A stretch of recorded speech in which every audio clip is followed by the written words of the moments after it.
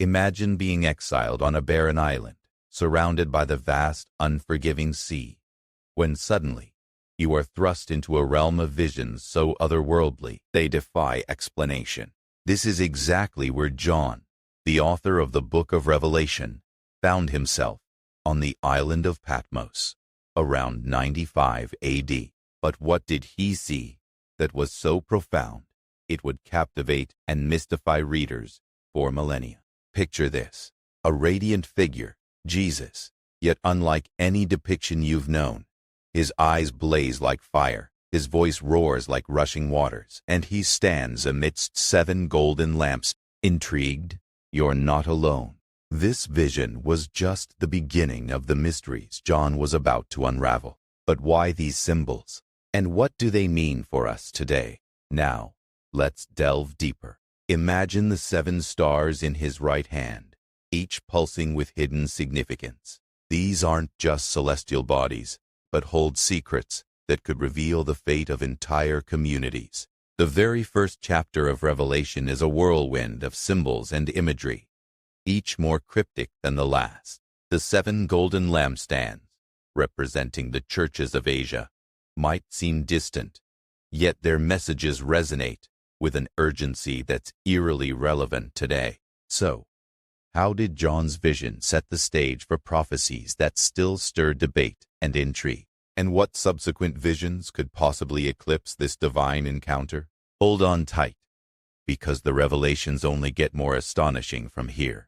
As we venture further into the enigmatic tapestry of Revelation, we encounter the 7 churches of Asia: Ephesus, Smyrna, Pergamum, Thyatira, Sardis, Philadelphia, and Laodicea. Reach, a beacon of early Christian life, yet each with its own unique trials and tribulations. These are not just ancient communities, but vibrant, living examples of faith and failure, praised and admonished through John's divine letters. Imagine the scrolls being unrolled, each carrying a specific message, a celestial critique that echoes through the corridors of time.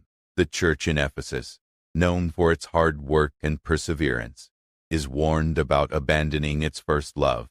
Meanwhile, Smyrna, despite facing persecution, is encouraged to remain faithful unto death. Each church, with its distinct challenges, offers a mirror reflecting the struggles and triumphs of believers today. The messages conveyed to these churches are drenched in symbolism and hidden warnings that transcend their immediate context.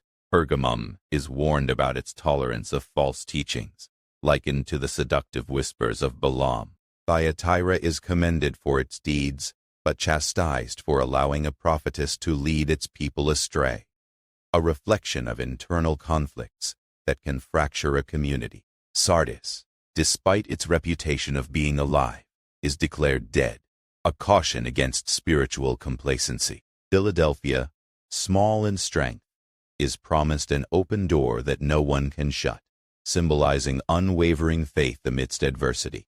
Laodicea, the lukewarm church, is threatened with being spat out unless it turns from its tepid ways, a stark reminder of the dangers of spiritual indifference. Embedded within these letters are profound commendations and stern rebukes, each carrying a deeper, often unsettling significance. These are not just historical critiques, but timeless admonitions that continue to challenge and inspire. The commendations are not mere pats on the back, but calls to deepen one's faith and commitment, while the rebukes serve as urgent alarms, urging immediate change. These letters are not relics of the past, but living documents that pulse with urgency, inviting reflection and action. Through their words, one can discern a pattern of divine expectations and the consequences of straying from the path. The relevance of these messages extends far beyond the ancient world, resonating powerfully in our modern age. These letters speak to the universal challenges of faith complacency, compromise, perseverance, and purity. They urge us to examine our own spiritual lives and communities with the same scrutiny. The struggles of these 7 churches are not isolated incidents, but universal dilemmas that every generation of believers must confront. They demand introspection and a willingness to realign with the core values of faith, serving as a compass for navigating the complexities of contemporary spiritual life. Could these messages unveil prophecies that are still unfolding today? The possibility lingers in the air, thick with mystery and intrigue. The letters to the 7 churches are not merely ancient correspondences, but prophetic blueprints, offering insights into the spiritual state of the world across ages. They challenge us to consider the broader implications of their warnings and promises, encouraging a vigilant watchfulness. These messages, though couched in the context of ancient Asia Minor, continue to speak with a prophetic voice, echoing across the centuries with an unyielding relevance that compels us to listen.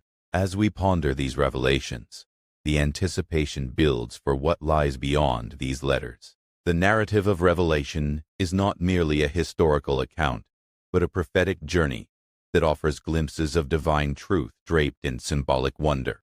Each message to the churches serves as a stepping stone, leading us deeper into the mysteries that John is about to unfold. The stage is set for even more profound revelations as the visions transition from earthly admonitions to celestial wonders and cosmic battles. The journey through Revelation is far from over. Each chapter unveils new layers of meaning, urging us forward with an irresistible pull toward the unknown. Stepping into the throne room of God is like being transported into a celestial symphony of color and sound that defies earthly description. Imagine John standing before a throne that radiates a vivid emerald glow, surrounded by a sea of glass, as clear as crystal. The air is thick with awe as the 4 living creatures, each with a face like a lion, an ox, a man, and an eagle, encircle the throne. They chant an eternal hymn of Holy, Holy, Holy, their voices merging in a harmonious tribute to the Almighty. These beings are not mere symbolic figures. They represent the fullness of creation, each embodying a different aspect of the natural world. Their presence signifies an unending cycle of praise, a testament to the divine order of the universe.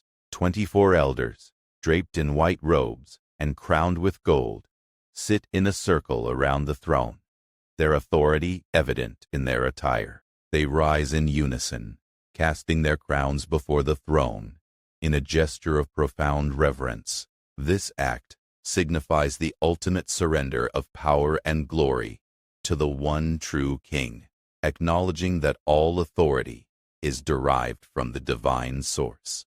The elders' presence hints at a celestial council, a heavenly assembly that bears witness to the unfolding of divine plans. Each elder, a representation of the 12 tribes of Israel and the 12 apostles, bridges the gap between the old and new covenants, uniting the story of God's people in a tapestry of redemption.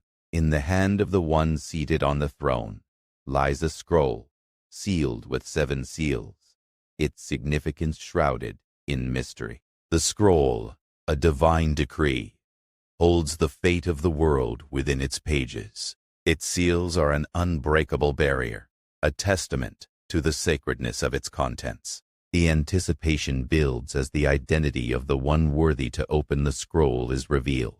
The Lamb, appearing as though slain, steps forward, a symbol of sacrifice and victory. This moment encapsulates the paradox of power through weakness, life through death, and victory through surrender. The Lamb's authority to open the scroll signifies the culmination of divine justice and mercy, a turning point in the cosmic narrative. The celestial scene pulses with symbolic meaning, inviting interpretations that span the ages. The throne room is a microcosm of divine governance, a heavenly court where the fate of humanity is deliberated. The living creatures and elders embody the continuity of worship, a reminder that all creation is bound in service to the divine will. The scroll, a covenantal document, represents both judgment and redemption, holding within it the unfolding story of salvation history. This vision offers a glimpse into the heavenly realm, a reality that transcends human understanding, and invites a deeper contemplation of the divine mystery. The identity and role of the celestial beings in this vision spark intrigue and wonder. The living creatures, with their multifaceted appearances, challenge conventional understanding and defy simplistic explanations. They stand as guardians of the divine presence, their perpetual praise a testament to the holiness of the throne room. The elders, with their dual representation of Israel and the Church, embody the unity of God's people throughout history. Their act of worship underscores the eternal nature of divine sovereignty, a reality that outlasts earthly kingdoms and human ambition. John's vision of the throne room invites viewers on a journey beyond the confines of time and space. It offers a glimpse into the heavenly realm, where divine mysteries unfold in a tapestry of color, sound, and symbolism. The throne room is a place of awe and wonder, where the boundaries between heaven and earth blur, and the eternal reality of God's kingdom becomes palpable. This vision is not an end, but a beginning, a prelude to the unfolding drama that will reveal the ultimate destiny of creation. As the scroll is prepared to be opened, the anticipation builds for the revelations that lie ahead, each promising to unveil new layers of divine truth. Imagine a scene so vivid it sends shivers down your spine. A quartet of horsemen riding across a barren landscape, each one more menacing than the last. These figures, known as the four horsemen of the apocalypse, are some of the most iconic and terrifying symbols in the book of Revelation. But who are they, and what do they signify? As the first four seals of the sacred scroll are broken, these horsemen are unleashed, each carrying a unique and ominous message for humanity. The first rider, mounted on a white horse, represents conquest. His bow and crown signal a relentless drive for dominion, echoing the age-old human thirst for power and control. But is this conquest for a righteous cause, or a darker ambition cloaked in virtue?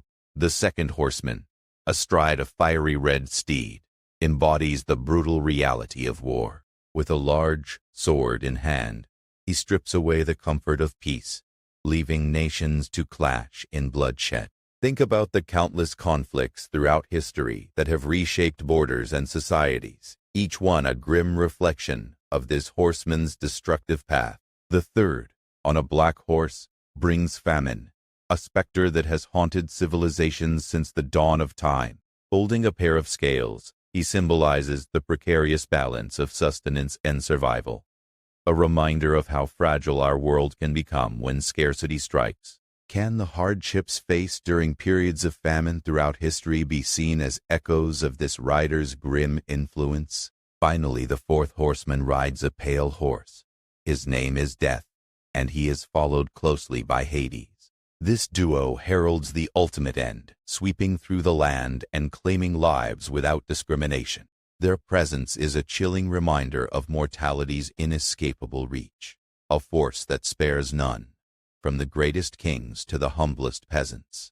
These horsemen are not mere figures of legend, but enduring symbols that resonate deeply with the human experience. They embody the chaos and calamity that have repeatedly tested the resilience of humanity. But here's a thought: could these harbingers of doom be more than just historical allegories? Is it possible that their ride is not yet over, and we are witnessing their resurgence in the tumultuous events of our own time? Throughout history, scholars and theologians have linked the four horsemen to various calamities and epochs. Some see them as representations of specific historical figures or events, while others interpret them as ongoing cycles of strife that continue to influence the world. For instance, the rider on the white horse has been associated with both Christ and the Antichrist, highlighting the duality of conquest as both a divine mission and a destructive force. The red horse's rider, with his sword, brings to mind the numerous wars that have erupted across the globe, from ancient battles to modern-day conflicts. The black horse and its scales have been connected to economic crises and famines that have devastated societies, such as the Great Depression or more recent global financial downturns.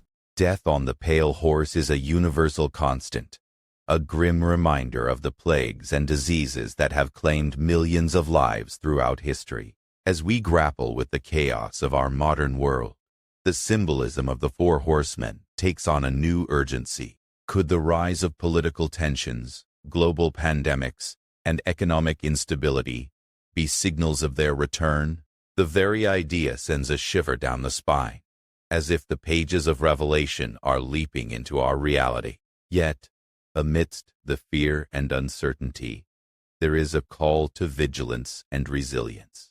The vision of the Four Horsemen is not just a prophecy of doom, but a warning that challenges us to confront the forces that threaten to unravel the fabric of society. By examining their symbolism, we are prompted to reflect on our actions and choices, urging us to strive for peace, justice, and compassion in a world fraught with turmoil. But what if these horsemen are not merely harbingers of destruction, but catalysts for transformation? Could their presence be a divine call to action, a reminder that humanity holds the power to shape its destiny?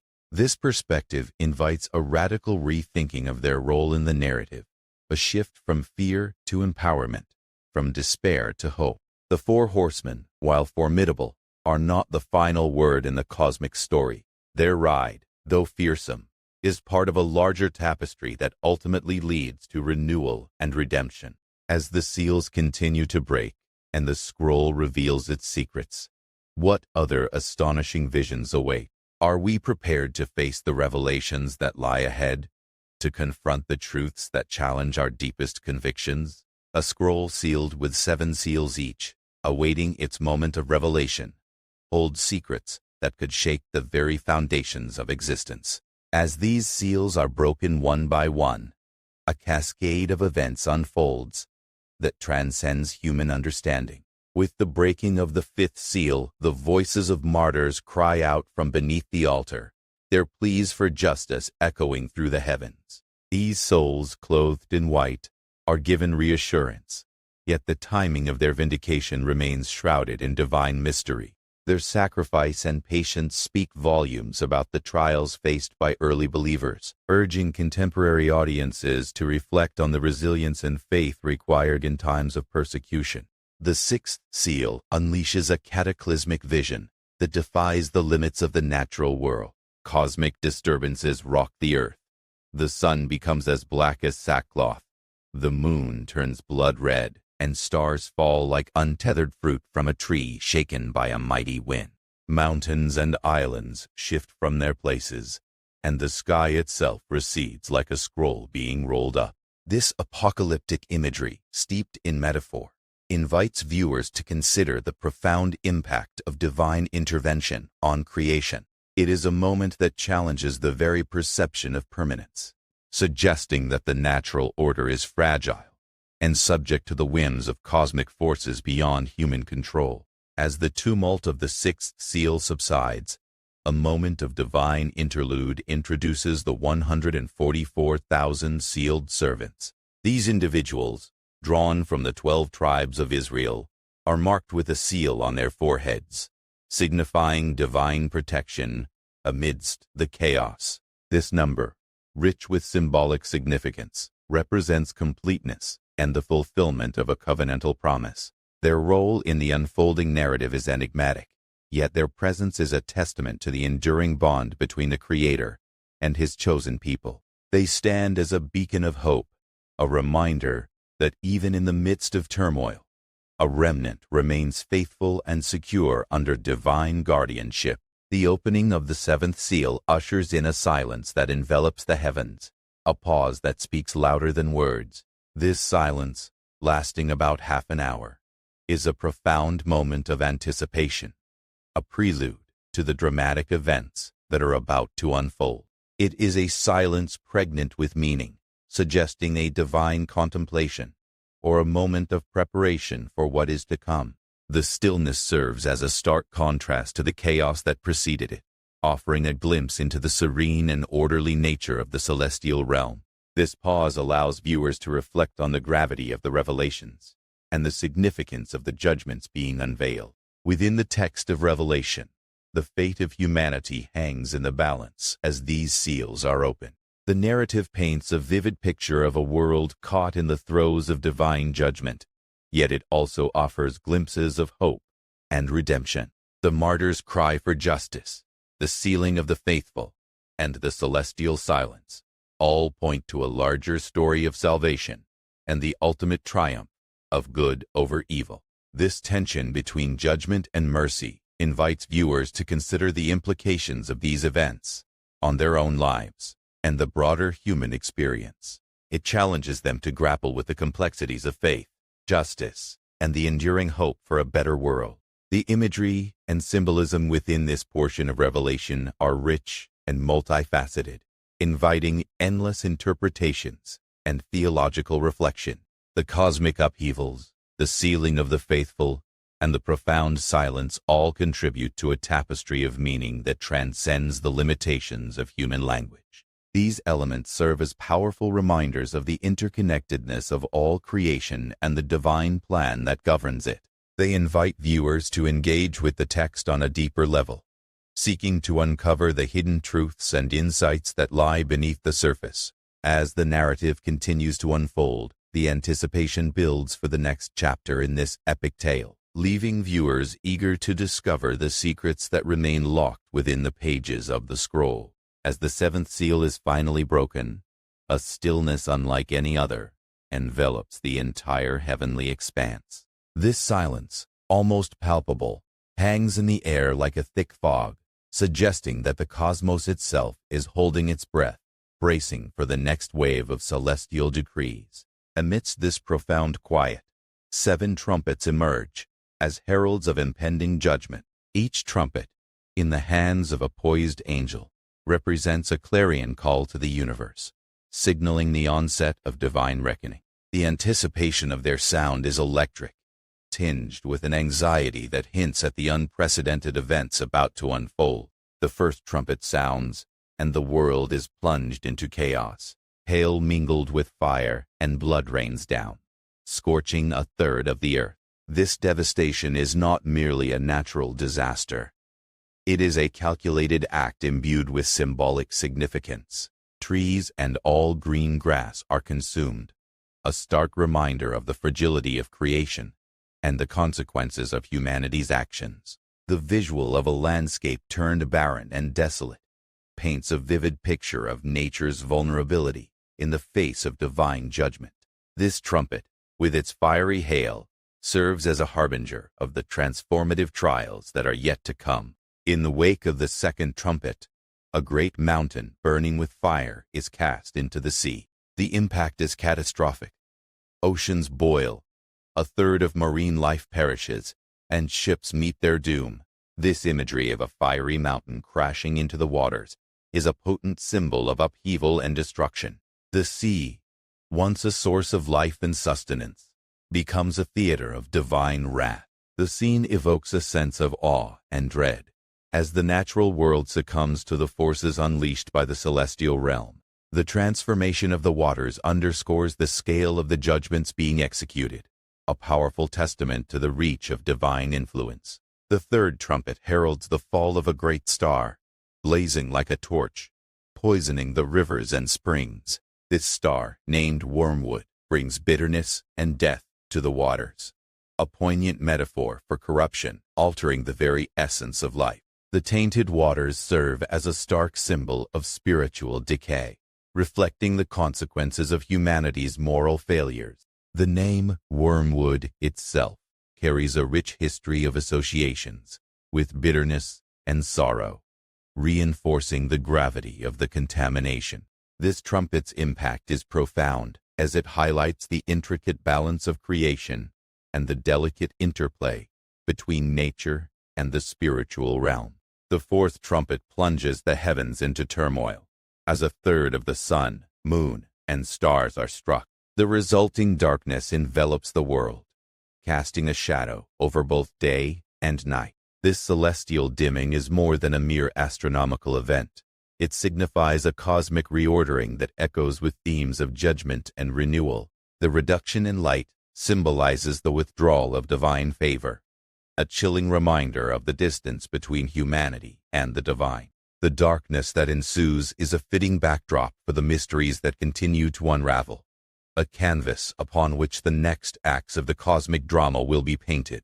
As the fifth trumpet echoes, a star falls from the sky to the earth, unlocking the abyss. From its depths, smoke billows forth, darkening the sun and sky, and with it emerges a swarm of locusts unlike any seen before. These locusts are not mere insects, but creatures imbued with terrifying power and a mandate to torment those without the seal of God on their foreheads.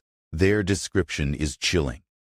Faces like humans, crowns of gold, and breastplates of iron, with wings that sound like thundering chariots.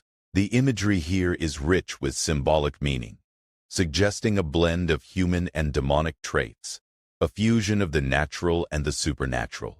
This judgment is not aimed at destruction, but at inflicting suffering, a profound reminder of the consequences of spiritual rebellion. The sixth trumpet releases a quartet of bound angels from the Euphrates, their liberation unleashing a cavalry of 200 million, poised for battle. This army, with riders clad in fiery red, blue, and yellow armor, breathes fire, smoke, and sulfur, devastating a third of humanity. The sheer scale of this vision is staggering, evoking both wonder and terror. The Euphrates, a river rich in historical and biblical significance, serves as the boundary for this apocalyptic force, a line between the known world and the forces of the unleashing of this army is a pivotal moment, a turning point in the narrative that underscores the severity of the divine judgments. The purpose of these judgments, heralded by the trumpets, is shrouded in complexity. They serve as both punishment and catalyst for repentance, a divine intervention designed to awaken humanity from spiritual slumber. Yet, the response to these cataclysmic events is varied, with some hardening their hearts while others seek redemption. The dual nature of the trumpet's impact invites reflection on the nature of divine justice and mercy, challenging viewers to consider the broader implications of these revelations. The unfolding events are a tapestry of divine intention, a narrative that weaves together themes of judgment, repentance, and ultimately hope. As the echoes of the sixth trumpet fade, the stage is set for even more profound revelations, each promising to unveil new dimensions of the cosmic narrative. The anticipation for what comes next lingers in the air, a palpable tension that ensures the journey through this apocalyptic vision is far from over. With each trumpet, the mysteries deepen, drawing viewers further into the enigma that is the book of Revelation. The story continues to unfold, its layers of meaning waiting to be discovered by those willing to delve into its depths. Imagine a scene where a woman, clothed with the brilliance of the sun, stands with the moon beneath her feet, and a crown of 12 stars encircling her head. This celestial figure is not merely a symbol, but a key player in a cosmic drama that unfolds in the 12th chapter of Revelation. Her presence is as enigmatic as it is profound, representing not just a single entity, but an entire narrative of struggle and triumph. She is on the verge of giving birth, and the universe itself seems to hold its breath. But this tranquil moment is shattered by the appearance of a fearsome dragon, a creature that defies the imagination with its fiery red scales, 7 heads, 10 horns, and a crown on each head. This dragon, a symbol of chaos and destruction, waits eagerly to devour the child the woman is about to bring into the world. As the scene unfolds, a monumental conflict erupts in the heavens. The dragon, with its monstrous presence, embodies the eternal struggle between good and evil, a battle that has been waged since time immemorial. But who is this woman, and what does she represent? Many interpretations suggest she symbolizes the people of Israel or the Church, while others see her as a depiction of Mary, the mother of Jesus. The child she bears is often understood to represent Christ, or the Messianic community, destined to rule all nations with a rod of iron. This cosmic drama is rich with layers of meaning, each interpretation adding depth to the narrative. The dragon's pursuit of the woman and her child is relentless, driving them into the wilderness, where they are nourished for a time, away from the dragon's reach. This flight into the wilderness echoes the biblical motif of divine protection amidst trials, a theme that resonates throughout the scriptures. The wilderness, often seen as a place of testing and transformation, becomes a sanctuary for the woman, a place where she finds refuge from the dragon's wrath. This narrative thread invites contemplation on the nature of divine intervention and the resilience required to withstand spiritual adversities. Delving deeper, the symbolism of the dragon itself offers a rich tapestry of historical and theological significance, often associated with Satan or the embodiment of evil. The dragon's role in this cosmic conflict challenges the very foundations of faith and perseverance. The dragon's fall from heaven, a result of a celestial battle led by the archangel Michael, signifies a turning point in the struggle between light and darkness. This battle is not just a celestial skirmish, but a representation of the spiritual warfare that believers face in their journey of faith. The vision of the woman and the dragon is not confined to the heavens. Its implications ripple through time and space, affecting both the spiritual realm and earthly existence. The narrative invites reflection on the forces that shape history and the enduring hope that sustains believers through trial. It is a reminder that even amidst chaos there is a divine plan at work, one that ultimately leads to redemption and victory. The drama of the woman and the dragon serves as a poignant illustration of the cosmic struggle between good and evil, a battle that continues to unfold in the hearts and minds of humanity. As the story progresses, the focus shifts from the celestial battle to the earthly consequences of this conflict. The dragon, having been cast down to the earth, unleashes its fury upon the world, seeking to wage war against the woman's offspring. This pursuit is relentless, a testament to the dragon's determination to thwart the divine plan. Yet, even as the dragon rages, the narrative holds out the promise of ultimate triumph. The child caught up to God's throne represents the assurance of victory over the forces of darkness. This assurance is a source of hope and strength, empowering believers to stand firm in their faith amidst the trials they face. But what role does this dragon play in the broader narrative? As a symbol, it represents the perennial challenge of evil, a force that seeks to disrupt the harmony of creation. In the context of Revelation, the dragon serves as a catalyst for the unfolding drama of redemption, a reminder that even in the face of overwhelming adversity, the divine purpose remains steadfast. The dragon's defeat is inevitable, a testament to the power of good to overcome evil. This narrative arc offers a profound commentary on the nature of spiritual warfare and the enduring hope that sustains believers through the darkest of times. As this cosmic conflict reaches its peak, the anticipation builds for the next chapter in this epic tale. The dragon's defeat is but a prelude to the rise of new adversaries, each bringing their own challenges and revelations. The drama of the woman and the dragon serves as a powerful reminder of the stakes involved in the spiritual journey and the ultimate victory that awaits those who remain. A.D. Faithful. With each twist and turn, the story invites deeper reflection on the mysteries of faith and the enduring hope that sustains believers through all trials. The journey continues, each revelation drawing us closer to the ultimate destiny that awaits beyond the pages of this timeless tale. Amidst the swirling visions of Revelation, two formidable beasts rise to prominence, each a symbol of chaos and deception. Emerging from the tumultuous sea, the first beast is a monstrous entity, with 10 horns and 7 heads, crowned with blasphemous names. This creature's appearance is both awe-inspiring and terrifying, evoking imagery that speaks of immense power and authority. Its resemblance to a leopard, with feet like those of a bear and a mouth like a lion, hints at a composite nature, drawing from the ferocity of various wild animals. This beast is not a mere creature of the imagination, but a representation of oppressive empires and regimes throughout history, wielding influence and control over the masses, often with a chilling disregard for morality and truth. The second beast, rising from the earth, presents itself as a lamb, with 2 horns, but speaks with the voice of a dragon. This beast is the epitome of deception, masquerading as a benign force, while wielding the coercive power of the first beast. Its ability to perform great signs, even calling down fire from heaven, captivates and misleads those who dwell on the earth.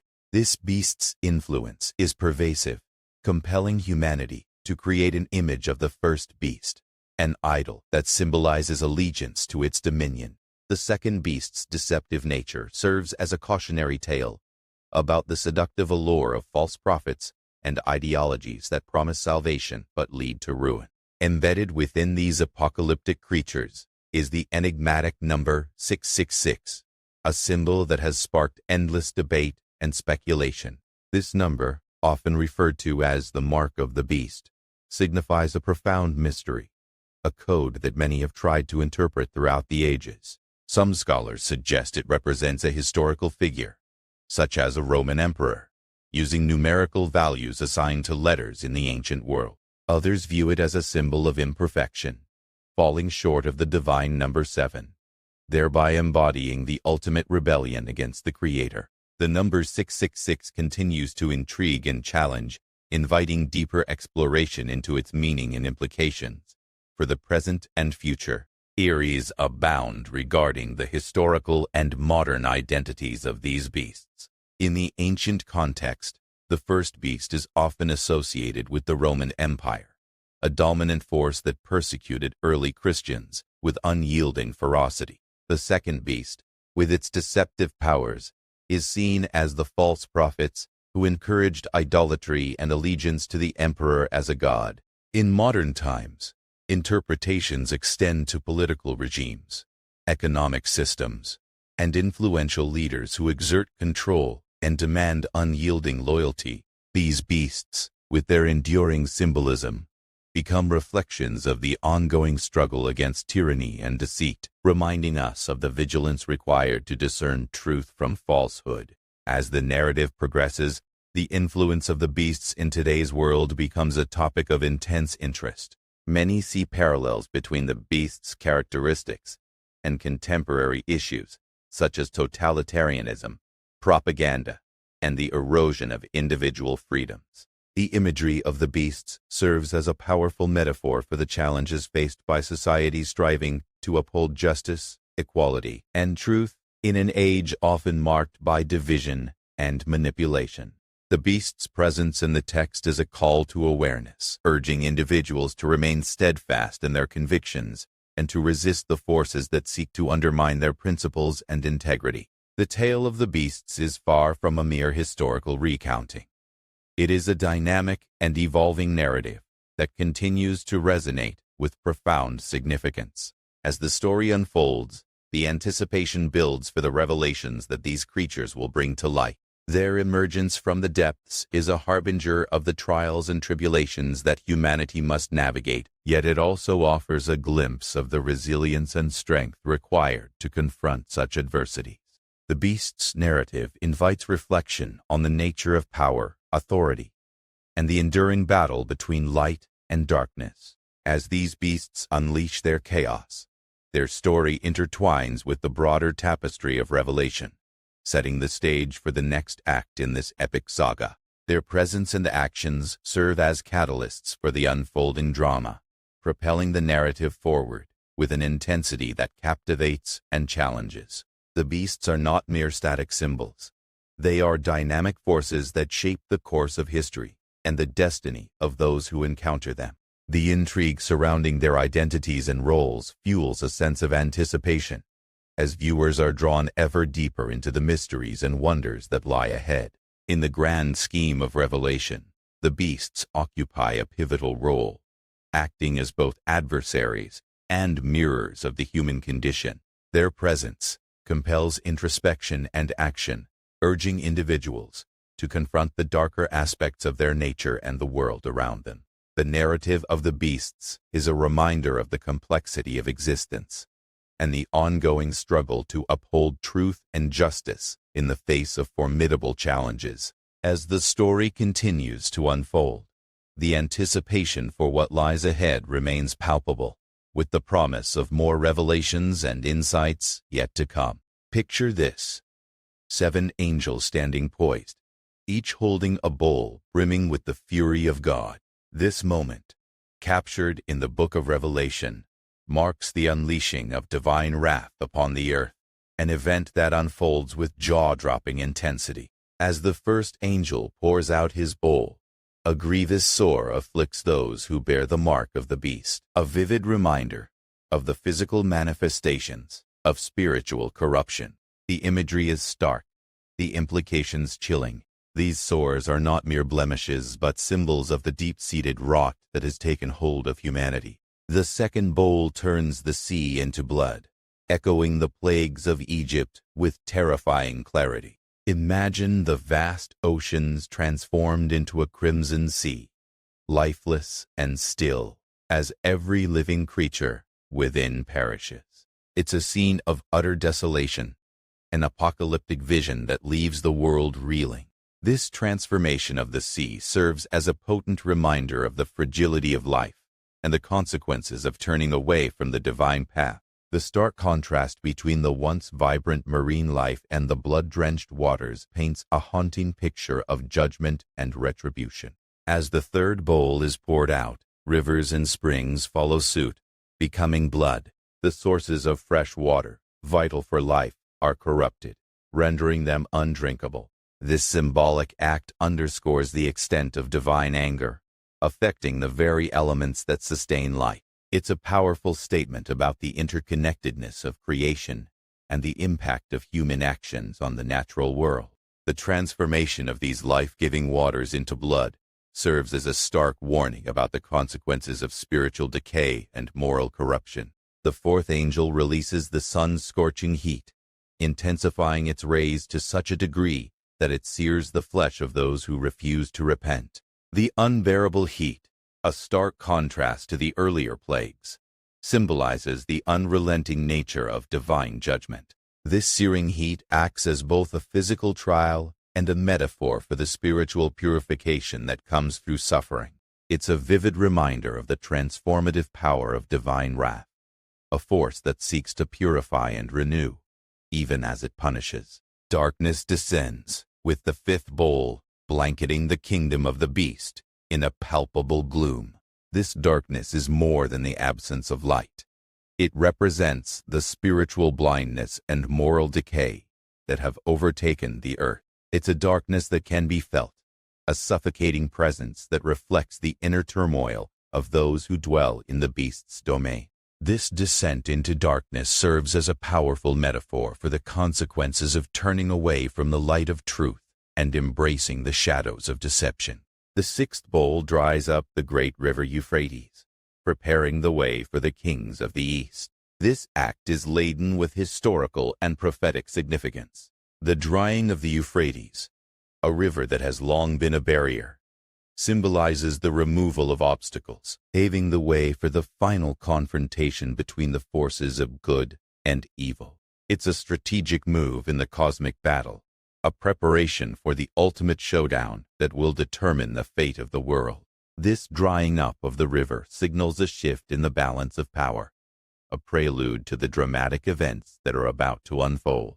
The seventh bowl unleashes a cataclysm of epic proportions: thunder, lightning, and the most severe earthquake the world has ever known. The great city splits into 3 parts, and cities of the nations collapse. Babylon the Great is remembered before God, receiving the cup of the wine of his fierce wrath. This final act of judgment is a culmination of divine retribution, a powerful statement about the ultimate sovereignty of God over creation. The imagery of cities collapsing and the earth convulsing underscores the totality of this judgment, a reminder of the transient nature of human constructs in the face of divine power. The pouring of these bowls of wrath is not just an act of judgment. It's a transformative event that reshapes the world and challenges the very foundations of human existence. The dramatic imagery, with its vivid portrayals of suffering and renewal, invites viewers to reflect on the deeper meanings behind these apocalyptic scenes. It's a call to examine the state of one's soul, to consider the paths chosen and the consequences of those choices. The bowls of wrath serve as a powerful reminder of the need for repentance and the hope of redemption, even in the midst of divine judgment. As the earth quakes under the weight of these cataclysmic events, the narrative shifts to focus on the implications of these judgments for the future of humanity. The destruction wrought by the bowls serves as a stark warning about the dangers of spiritual complacency and moral corruption. Yet, within the chaos and destruction lies the potential for renewal and transformation. The bowls of wrath, with their dual nature of judgment and redemption, challenge viewers to consider the larger narrative of divine justice and mercy. The anticipation of what lies beyond these judgments is palpable, as the story continues to unfold with inexorable momentum.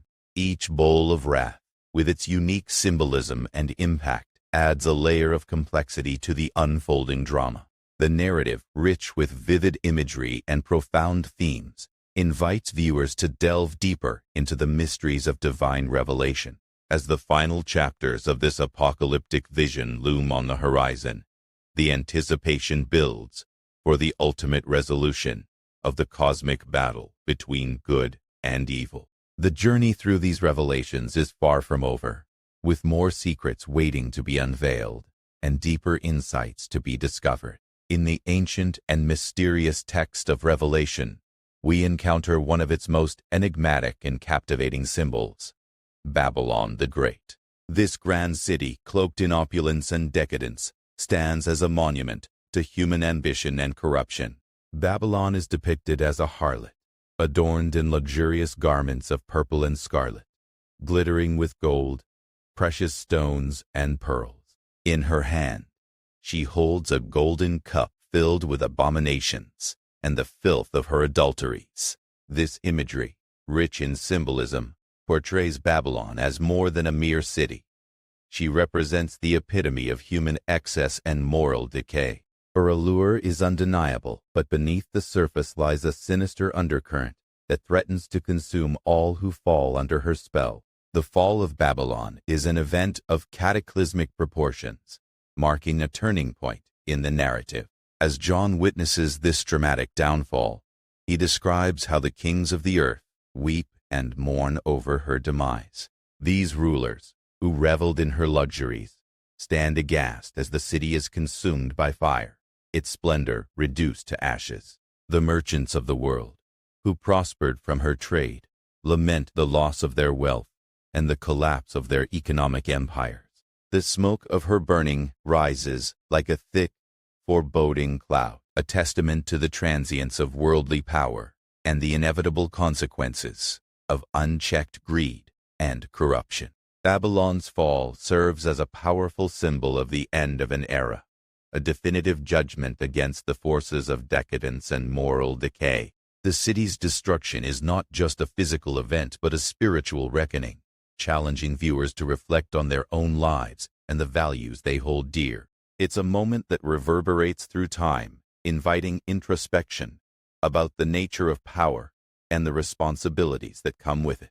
As the flames engulf Babylon, the text invites readers to consider the broader implications of this downfall and its relevance to contemporary society. Throughout history, Babylon has been interpreted in various ways, each adding a layer of complexity to its symbolism. Some scholars see it as a representation of ancient Rome, with its imperial might and persecution of early Christians. Others view it as a metaphor for any society that elevates material wealth and moral compromise above spiritual integrity. In modern times, Babylon has been equated with various political and economic systems that prioritize profit over people, illustrating the timeless nature of its warnings. This multifaceted symbolism invites a continuous exploration of its meaning, urging audiences to remain vigilant against the seductive allure of corruption. The lament of Babylon's fall is not just a cry of despair, but a call to action, a reminder of the need for accountability and justice in the face of systemic corruption. The narrative challenges audiences to confront the forces that perpetuate inequality and exploitation, encouraging a reevaluation of priorities and values. As the kings and merchants grieve for their lost fortunes. The text underscores the futility of placing trust in temporal power and wealth. This poignant moment serves as a catalyst for reflection, prompting a deeper understanding of the moral and ethical dilemmas that define human existence. As the dust settles from Babylon's destruction, the narrative hints at the dawn of a new era, where the lessons of the past pave the way for a more just and equitable future. The fall of this great city serves as a prelude to the unfolding of a greater vision, one that promises hope and renewal amidst the ashes. The text invites viewers to anticipate the revelations that lie ahead, as the story continues to unfold with an intensity that captivates and challenges. As the curtain falls on Babylon, the narrative leaves audiences on the edge of their seats, eager to discover the next chapter in this epic saga. And now, as we draw the curtain on this epic journey through Revelation, the ultimate vision emerges. A city descending from the heavens, a beacon of hope and divine perfection. This is the New Jerusalem, resplendent like a bride adorned for her groom, its brilliance unmatched. Imagine a place where tears are wiped away, where death is no more, and where all creation sings a new song of joy and peace. Revelation 21 and 22. Ignite our imaginations with this promise of eternal harmony. A city where the light of the Lamb shines eternally, casting out all darkness. This is not just a vision of the future, but a call to embrace the hope and renewal it offers in our lives today. This revelation is a reminder that even amidst chaos and uncertainty, there is a divine promise of restoration and new beginnings. The New Jerusalem stands as a symbol of the ultimate triumph of love and grace over adversity. It's a call to action for us to reflect this light in our world, to be agents of peace and hope. Share this revelation with others. Let it inspire discussions and reflections, and consider how its message can transform our present reality. As you ponder this closing chapter, let it resonate within you. And remember, this is not the end, but the beginning of a new, eternal story.